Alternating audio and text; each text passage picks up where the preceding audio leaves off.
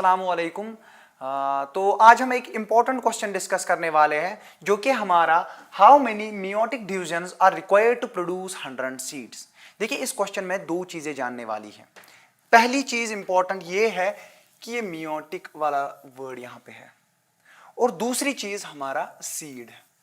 ठीक है, मियोटिक के रिलेटेड हमें पता है कि ये रिडक्शनल डिवीजन है, मतलब क्रोमोसोम नंबर हाफ हो जाता है, हाफ सेट ऑफ क्रोमोसोम्स आ जाते हैं। जो हमारे डॉटर सेल्स बनते हैं उनमें हाफ सेट ऑफ क्रोमोसोम्स आ जाते हैं। ठीक, जबकि जो हमारा माइटोसिस वाला डिवीजन चलता है उसमें equal number of sets distribute होते हैं, किनके? क्रोमोसोम्स के। ठीक है जी, इतनी इंफॉर्मेशन के साथ आगे हम देखेंगे कि सीड क्या है। सीड बेसिकली डिप्लॉयड जाइगोट या डिप्लॉयड सेल होती है। कैसे बनती है? वो फ्यूजन से बनती है। दो हैप्लॉइड गैमीट जब फ्यूज करते हैं वो क्या बनाते हैं? वो आपका जाइगोट या सीड बनाते हैं। अब यहां पे ये जो गैमीट्स है बेसिकली बन कैसे रहे हैं? ये मेल या फीमेल सेक्स सेल जो कि डिप्लॉयड होती है उसमें जब मियोसिस चलता है, ये यहां पे जब उसमें मियोसिस चलेगा, एज ए रिजल्ट हमारे पास गैमीट्स आ जाएंगे। इतनी सी इंफॉर्मेशन हम दिमाग में रखेंगे और आगे इस क्वेश्चन को हम इसी से सॉल्व करेंगे। ठीक, यहां पे देखिए, अगर हमारी एक सेल में, ये हमारी डिप्लॉयड सेल है, अगर इसमें नॉर्मल मियोसिस चलता है, ठीक है जी, मियोसिस एक डिप्लॉयड सेल में चला। बाय द वे मियोसिस हमेशा डिप्लॉयड सेल में ही चलेगा, हैप्लॉयड सेल में मियोसिस कभी नहीं चलेगा। ठीक, मियोसिस एक डिप्लॉयड सेल में चल रहा है और हमारे पास 4 सेल्स आ रही है, 4 हैप्लॉयड सेल्स आ रही है। एक डिवीजन से हमारे पास एक डिप्लॉयड सेल से 4 हैप्लॉयड सेल्स आ रही है। ये जो हैप्लॉयड सेल्स है बेसिकली यही हमारे गैमीट्स या इन्हीं को हम डॉटर सेल्स भी कहते हैं। ठीक है, अब हम बात करेंगे अगर हमें 100 सीड्स बनाने हैं तो डिविजन कितने चलने चाहिए। जाहिर सी बात है, अगर हमें 100 सीड्स चाहिए तो हमारे पास ये मेल गैमीट भी 100 होने चाहिए और ये फीमेल गैमीट्स भी 100 होने चाहिए। ठीक, अगर हमें 100 मेल गैमीट्स चाहिए तो उसके लिए भी कुछ डिविजन्स लगेंगे और अगर 100 फीमेल गैमीट्स चाहिए तो उसके लिए भी कुछ डिविजन्स चलेंगे। अब पहले हम मेल्स की बात करेंगे। देखिए, अगर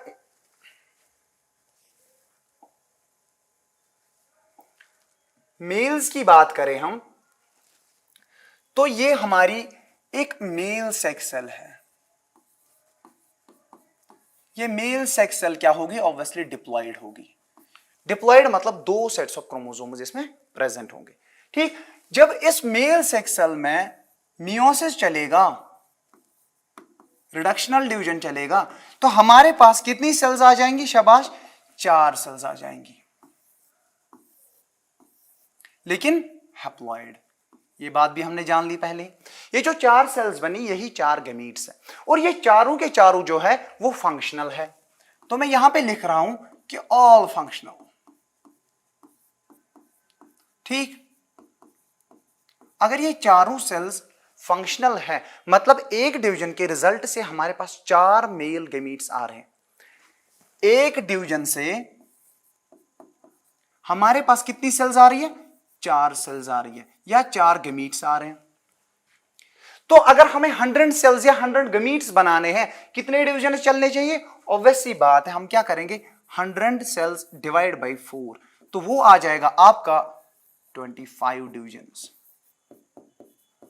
ठीक है जी, इतनी बात हमने जान ली। क्या कि अगर हमें यहां पे इसकी बात कर रहा हूं मैं कि अगर हमें 100 मेल गैमीट्स चाहिए तो हमें कितने डिवीजन्स कराने पड़ेंगे? 25 डिवीजन्स कराने पड़ेंगे, क्योंकि एक सेल से 4 गैमीट्स बन रहे हैं। क्लियर? अब देखिए, इसका जो ट्रिकी पार्ट है वो बेसिकली फीमेल सेक्स सेल के केस में आता है। अगर हम फीमेल सेक्स की बात करें, तो ये आपकी फीमेल सेक्स सेल है, ये भी ऑब्वियसली डिप्लॉयड होगी। तो इसमें जब मियोसिस चलेगा हमारे पास कितनी सेल्स आएंगी?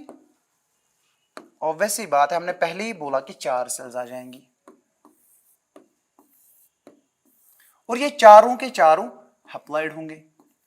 लेकिन यहां पे ये क्वेश्चन बेसिकली ट्रिकी हो जाता है कि एक फीमेल सेक्स सेल से कितनी सेल्स बनी?